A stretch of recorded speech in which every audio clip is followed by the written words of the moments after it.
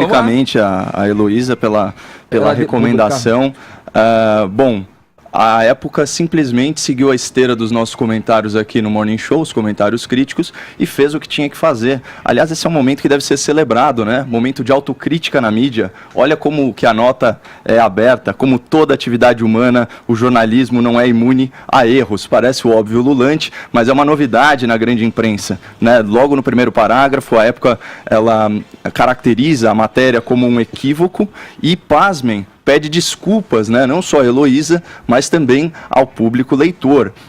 Essas desculpas, elas deveriam ser melhor elaboradas também no caso do menino Ivo, né, do 7 de setembro, que foi chamado em redes sociais, no perfil oficial do G1, como um imbecil, né, que precisava ser alfabetizado. Eu acho que cabe sim uma explicação mais esmiuçada. No caso do menino, Caio, desculpa te interromper, o menino foi um ato falho, visivelmente um ato falho aquilo. Sim, parece que alguém entrou no perfil. Mas eu vou te falar o que é de interesse público, é saber qual o profissional... Não, só para complementar, o que eu estou te dizendo corrobora o que você está falando.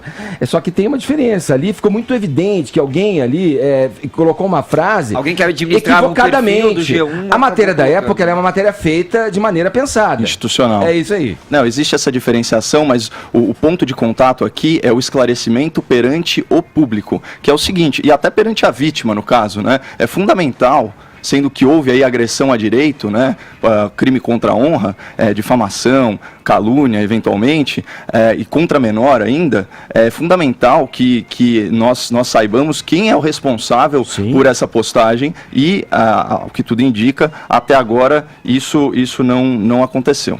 E, claro. É legal, é ótimo saber quem é o responsável, né? Aí temos o resguardo das leis, né? O problema...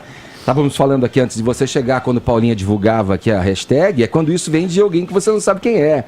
Um robô, alguém que cuida de um exército de robôs, que te difamam. Ou um jornalista protegido pelo G1, né? Ou um jornalista protegido por quem quer que seja, né? Agora, mas você é a favor de divulgar o nome de quem fez esse erro? Com certeza, porque para que essa pessoa seja exposta a quê? A processado, por exemplo, que eu acho que isso, se o menino ou os pais quisessem, eles podem entrar aí com pedido e com certeza eles conseguem essa informação para fazer um processo, né? Pelas vias legais. Pelas vias legais. Sim. Agora, se o G1, você quer que ele exponha o nome de quem cometeu esse erro para que essa pessoa fique exposta. Sim. E não vai ser a primeira nem a última vez que alguém publica no perfil da empresa, sem querer, um post, digamos, pessoal. Não, mas a coisa certa a fazer, a coisa certa, a coisa ética a fazer. A coisa ética a fazer não é mandar essa pessoa embora.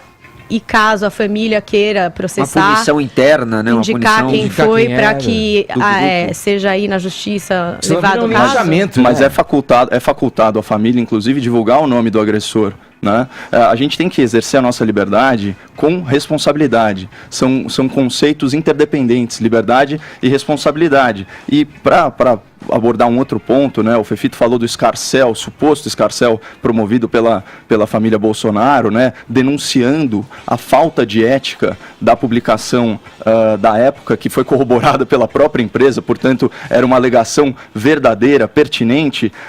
E eu defendi ontem aqui, né? A ampla liberdade para que se critique a imprensa, independente de você ser uma pessoa pública ou você ser um agente público, direito, inclusive, que foi exercido com abuso pelo Glenn Greenwald, né, quando ele se referiu aos repórteres do Globo, olha só, agora no polo passivo da agressão, como corruptos, simplesmente por eles divulgarem um documento oficial do COAF que apontava movimentações atípicas na ordem de R$2,5 milhões do companheiro dele, o deputado federal David Miranda, que, nesse caso, inequivocamente há interesse público, né? E aqui, só para ler um trecho da nota da Abrage, né, Associação Brasileira de Jornalismo Investigativo, que diz o seguinte: nenhum jornalista deve ser acusado sem provas por divulgar informações, que é o ofício próprio do jornalista. Então, é o seguinte, há acusações aí à torto e à direito, só que no caso do Glenn, por ter chamado jornalistas de corrupto, ele abusou da sua liberdade de expressão. Um jornalista não, mas um ente público, né? Um agente público, como é que é essa diferenciação? Porque aí você tem o Estado atrás de você, seja ele um funcionário do COAF... Mas ele usou alguma conta do governo? A família Bolsonaro usou alguma conta do governo para denunciar a matéria? Não, usou suas contas pessoais. Sim, mas ele tem informação. Isso que eu digo, ele tem um acesso à informação por ser um ente governamental. Mas é importante trazer uma informação também. O Davi Miranda e o Glenn Greenwald, goste vocês ou não deles, e não estou aqui para defender ou atacar, é apenas um fato, eles abriram as contas deles sem medo. Coisa que, aliás, muita gente deveria fazer também. Esse é um ponto, hein? Mas isso não excusa ele de chamar repórteres que divulgam um documento oficial de corruptos. Mas a pauta aqui é a agressão mas isso mostra, pelo menos, que eles não estão com medo da narrativa que está se criando em torno deles. Uma vez que eles abriram a conta deles para mostrar exatamente de onde vem cada centavo do qual eles estão sendo acusados, isso mostra que eles estão querendo prestar contas por qualquer tipo de acusação. Muita gente poderia fazer o mesmo e não está seguindo o mesmo caminho. Ô Vini, você ia dizer algo? Sim, até porque ontem eu não estava aqui no programa, quando vocês debateram o assunto em si da reportagem, né, Edgar? Eu acho que até no pedido de desculpas aqui que o Grupo Globo formulou, a gente pode levantar um ponto também, porque eles falam na questão da pessoa pública, né, de eles não considerarem ali a Heloísa Bolsonaro uma pessoa pública. A meu ver, o que interessa mais é se a notícia ou se a reportagem ela é de interesse público ou não. Você sendo pessoa pública ou não, né? Porque você pode ter uma história de uma pessoa anônima extremamente interessante aos olhos do público, né? Porque essa pessoa anônima cometeu uma ilegalidade de uma suspeita ou de algo já constatado de errado. Exatamente. Né? A partir do momento que o repórter fez esses dias aí, né? De coaching com a Heloísa Bolsonaro e não percebeu nada...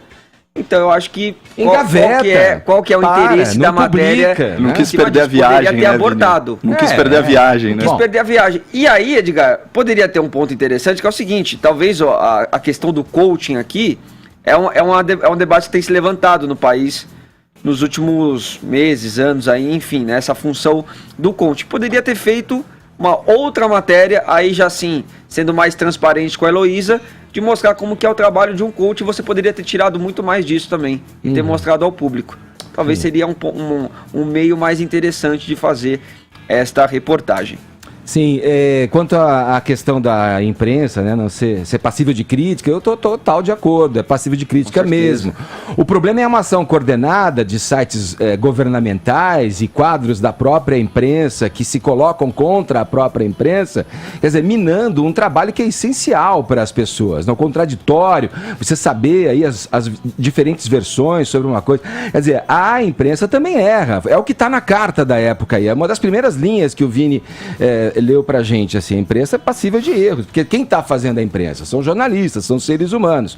O problema é uma ação coordenada, de achar que tudo da imprensa é uma manipulação, é alguma teoria conspiratória, quer dizer, a gente vai trocar a imprensa oficial, então, pelos blogs do governo, que defendem o governo, enfim, e que tem acesso ao governo porque defendem o governo.